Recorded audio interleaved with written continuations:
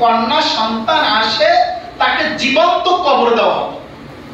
একটা কন্যা সন্তান যখন দুনিয়ায় জীবন্ত আসে মানে আসার পরে দেখা যায় কন্যা সন্তান মেয়ে সন্তান, তাই এই কাজগুলো মানুষ কোন পর্যায়ে, তাই দাহিয়াতুল কালবি রাদিয়াল্লাহু তাআলা এক নয় দুই নয় 100 জীবন্ত মেয়ে সন্তানকে নিজের হাতে কবর দিয়েছেন। কত? 100 মেয়ে সন্তানকে নিজের জীবন্ত কবর দিয়েছেন। সর্বোপরি যখন তার স্ত্রীর গর্ভে একটা সন্তান ছিল, তিনি ব্যবসার উদ্দেশ্যে রওনা দিয়ে প্রায় 3 বছর ব্যবসার উদ্দেশ্যে ছিলেন। তিনি বলছেন যদি সন্তানটা কন্যা হয় তাহলে জীবন্ত কবর দিয়ে দিও। কি করো? জীবন্ত কবর দিয়ে দিও। সন্তানটা যদি পুত্র হয় তাহলে লালন পালন করে বড় করো। তার স্ত্রীকে বলে গেছে। কিন্তু মায়ের মন কত বড় উদার, যে মা 10 মাস 10 দিন সন্তান গর্ভে ধারণ করে ওই মাই বুঝতে পারে যে সন্তানের কত দরদ, সন্তানের জন্য কতটা মায়া, কতটা ভালোবাসা। যখন দাহিয়া কালবি রাদিয়াল্লাহু তাআলার স্ত্রী যখন প্রসব করলেন, যখন দুনিয়ার সন্তান ভূমিষ্ঠ হলো, সন্তানটা ছিল কন্যা সন্তান। তার চেহারাটা এত সুন্দর ছিল, এত ফুটফুটে ছিল, তিনি তার সন্তানের মায়ায় পড়ে ওই সন্তানকে তার স্বামীর কথা মতো জীবন্ত কবর দিতে পারেন নাই। সন্তানটার নাম রেখেছিল উম্মে জামিলা। উম্মুন মানে মা, জামিলাতুন মানে সুন্দর, সুন্দরীদের মা। মানে এতটা পরিমাণ তিনি সুন্দর ছিলেন, কন্যা সন্তানটা এতটা পরিমাণে সুন্দর ছিলেন যার কারণে তিনি সন্তানটার নাম রাখছেন উম্মে জামিলা।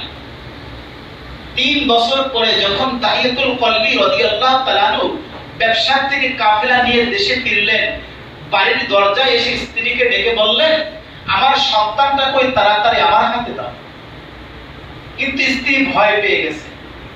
হ্যাঁ, সন্তানের বয়স 3 বছর হয়ে গেল, না জানি সন্তানটাকে কি করে, তিনি লুকাইয়া রাখলেন। কিছুক্ষণ পরে যখন দাহিয়া কালবি রাদিয়াল্লাহু তাআলা ঘরে আসলেন, তাকে আদর আপ্যায়ন করে স্ত্রী খানা পিনা খাওয়ানোর পরে সন্তান ঘর থেকে বের হয়ে দৌড়ে এসে বলল, আপু কেমন আছেন? বাবা বলে ডাক দিল। কিন্তু দাহিয়াতুল কালবি রাদিয়াল্লাহু তাআলা এমন নিষ্ঠুর মনের ছিল, তার কলিজাটা এত কঠোর ছিল, তিনি তার সন্তানের মায়ায় পড়ে সন্তানের বাবা ডাক শুনো তার মন সন্তানের প্রতি দয়া হল না। তিনি তখন আর কিছু বললেন না। স্ত্রীকে ডেকে বললেন, স্ত্রী, বিবি সাহেব, কেন তুমি সন্তানটাকে জীবন্ত কবর দাও না? তিনি বলল, দেখো, এরকম সুন্দর সন্তান, এরকম ফুটফুটে রমণী আমি আমার জীবনে দেখি নাই কারো ঘরে। অতএব আমি 10 মাস 10 দিন গর্ভে রেখেছি, এর কষ্ট আমি বুঝি, তুমি বুঝবে না। অতএব আমি সন্তানকে কবর দিতে পারি না, আর পারবো না। তোমার কাছে অনুরোধ করি তুমি সন্তানটা কবর দিও না, মেরে ফেলো না। কিন্তু দাহিয়াতুল কালবি রাদিয়াল্লাহু স্ত্রীর মন রক্ষা করতে বলে, আচ্ছা ঠিক আছে। কয়েকদিন যাওয়ার পরে তিনি তার স্ত্রীকে বলল, তোমার সন্তানটাকে সাজায়ে পরায়ে দাও, দাওয়াতে নিয়ে যাও। এই কথা বলে নিয়ে তিনি দাহিয়াতুল কালবি রাদিয়াল্লাহু তাআলা সন্তানটাকে পাহাড়ের চূড়ায় নিয়ে গর্ত করে সন্তান ডেকে বলে, বাবা তুমি এখানে কি করো? কত বড় নিষ্ঠুর! বলে, এখানে তোকে কবর দেব, জ্যান্ত পুঁতে দেব। 3 বছরের সন্তান কিছুই তো আর বোঝে না। যখন সন্তানটাকে গর্ত করে মাটির ভিতরে মানে পাহাড়ের ভিতরে যখন গর্তের ভিতরে ফেলে দিলেন, সন্তান দেখে বলল, বাবা তুমি আমাকে মেরো না, আমি না হয় তোমার কাছে আর কশিন কালো যাবো না, আমি অনেক দূরে চলে যাব। আল্লাহই বুঝ দিয়েছে। একের পর এক পাথর দিয়ে যখন সন্তানটাকে তিনি চাপা দিয়ে দিলেন, সর্বশেষ ডাকটা যখন সন্তান দিল যে, বাবা আমি তোমার কাছে যাব না, আমি তোমাকে আমাকে মেরো না। কিন্তু এই ডাকটা দাহিয়াতুল কালবি রাদিয়াল্লাহু তাআলা কলবে লেগে গেছে, অন্তরে লেগে গেছে। তিনি সন্তানটাকে কবর দিয়ে চলে গেলেন। হাঁটতে পারেন না, চলতে পারেন না। সন্তানের ডাক বারবার কানে আওয়াজ পায়, কানে আওয়াজ আসে। তিনি খুব দুর্বল হয়ে গেলেন। চিন্তা করলেন এভাবে আর থাকা যায় না। তিনি নবী করিম সাল্লাল্লাহু আলাইহি ওয়াসাল্লামের দরবারে গিয়ে বললেন, ইয়া রাসূলুল্লাহ, ইয়া হাবিবাল্লাহ, নবী গো, আমি যে অন্যায় করেছি, আমার জীবনে যে গুনাহ করেছি, আল্লাহ মনে হয় আমাকে মাফ করবেন না যদি আপনি না দোয়া করেন।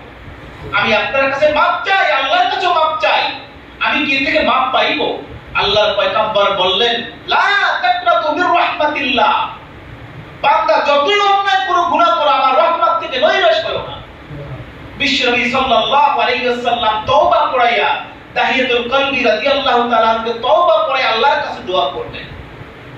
তাহিয়াতুল কলবি রাদিয়াল্লাহু তওবা করে এমন ভাবে দোয়া করছে, আল্লাহ তাআলার কাছে এমন ভাবে পৌঁছে গেছে, 101টা নিজের সন্তান সহ কবর দেওয়ার পরও আল্লাহ তাকে কি করছে? মাফ করে দিয়েছে। এমন ভাবে আল্লাহ তাকে তার প্রিয় বান্দা বানিয়ে দিয়েছে।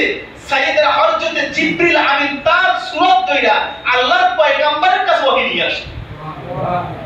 আল্লাহ কিভাবে কবুল করছে? এজন্য আল্লাহ পাক রব্বুল আলামিন বলেন তুবু ইলাল্লাহি তাওবাতুন নসুহা।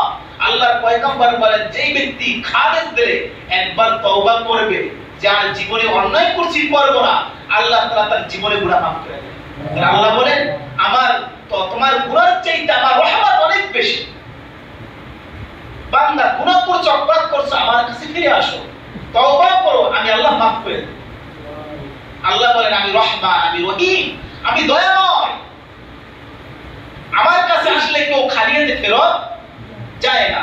তাহিয়াতুল কলবি রাদিয়াল্লাহু সূরাত দিয়ে যখন জিবরিল আমিন আল্লাহর পয়গম্বরের কাছে আসলেন, বা অন্যান্য সূরাত দিয়ে আসছে আল্লাহর পয়গম্বরের হুজরায় যখন জিবরিল আমিন প্রবেশ করলেন, ইয়া রাসূলুল্লাহ ইয়া হাবিবাল্লাহ, আল্লাহর সালাম নিন, আমি জিবরাইলের সালাম নিন।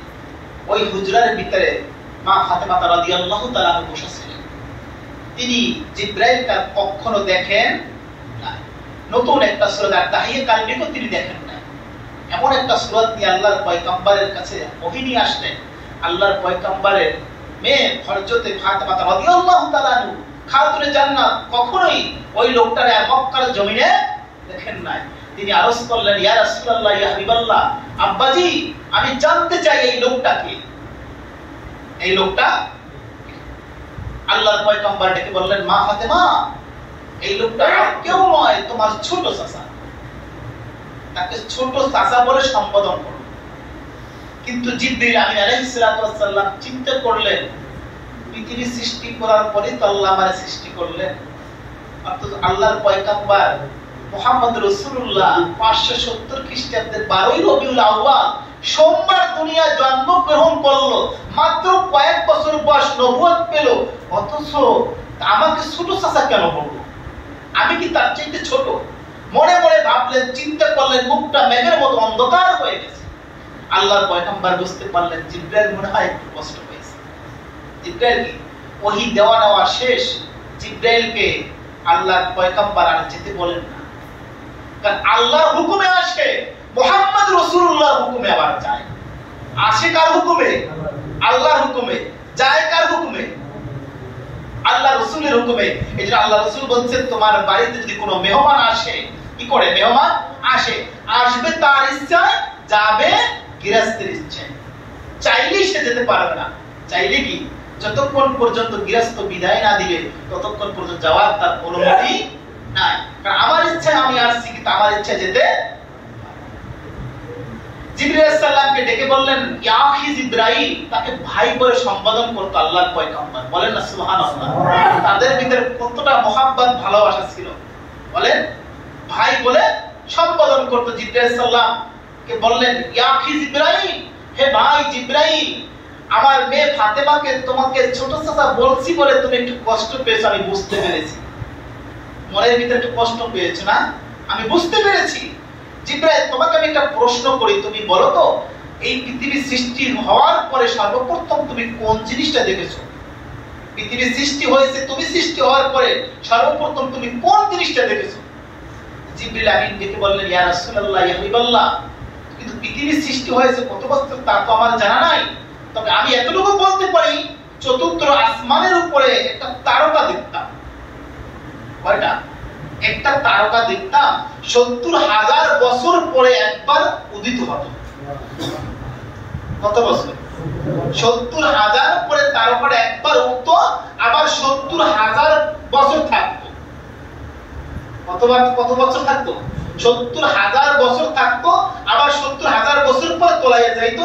এইভাবে 1 নয় 2 নয়, প্রায় 72,000 বার দেখেছি। সুবহানাল্লাহ। 70,000 বছর পর একবার উদিত হয়, 70,000 বছর থাকে, আবার তোলাইয়া যায়, আবার 70,000 বছর পর একবার উদিত হয়। এইবার